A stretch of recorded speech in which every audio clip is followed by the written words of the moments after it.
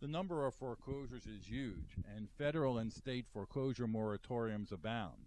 The federal government continues to pressure lenders to work out foreclosure alternatives. With all of this, many troubled homeowners are really riding a gravy train. Media outlets continue to show the hard-working families with 5 or 6 kids being forced to leave their home. It makes a good emotional news story. But there's another side to this story. And once again, the taxpayers and future generations of taxpayers will end up paying. Just last week, Citigroup announced plans for a pilot program where delinquent borrowers who don't qualify for or decline mortgage relief would be allowed to stay in their homes without making payments for up to 6 months. In return, the owner or tenant would keep the property in good condition. In San Diego, and probably all of California, many of the foreclosures involve condominiums or communities with homeowner fees. Typically, if after a number of months a homeowner is delinquent in their dues, the association files a lien notice. In severe cases, the association will foreclose on this lien. Now, with all the underwater homeowners, many homeowner associations are not even incurring the expense of filing a lien. Since there is negative equity, the associations are really rendered impotent.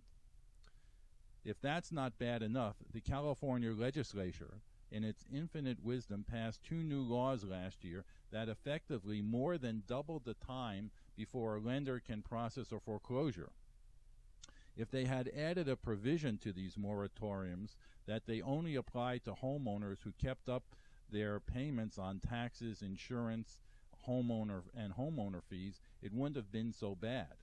And in my opinion, they should have added a provision that they have to keep up some type of regular monthly mortgage payment. But perhaps it's too much to ask to use common sense from a government entity. Unfortunately, this created a problem for California homeowner associations. Had the government stayed out of the process and not pressured lenders, the normal foreclosure time frames would not have hit the associations as hard as they now do. In California, a foreclosure previously took 90 days plus a 21-day advertising period. If there were no buyers, the property reverts back to the lender. And once the lender owns the property, the monthly expenses, including the homeowner association fees, become the responsibility and are paid for by that lender.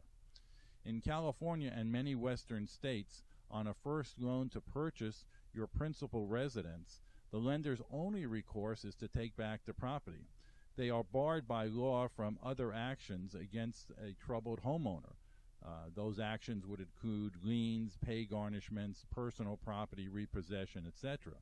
Whether the owner is $100,000 underwater or stays rent-free for another year and becomes an additional $25,000 underwater, it really doesn't matter. The credit rating is going to take a hit for normally 7 years or so. With the extent of the current housing problem, this credit hit will likely have a much lessened impact. With the extensive negative equity, many are deciding the credit hit is an easy way out. And instead of just walking away from their homes, they're just stopping all payments and living there totally rent-free. In California, it's fairly typical for troubled homeowners to virtually live free for a year or longer. The real kicker is that all the paying members of the homeowners association are having to cover double or triple the normal delinquent dues, with absolutely no chance to recover these additional fees without raising dues or imposing special assessments on the other members of the association. Thanks for listening.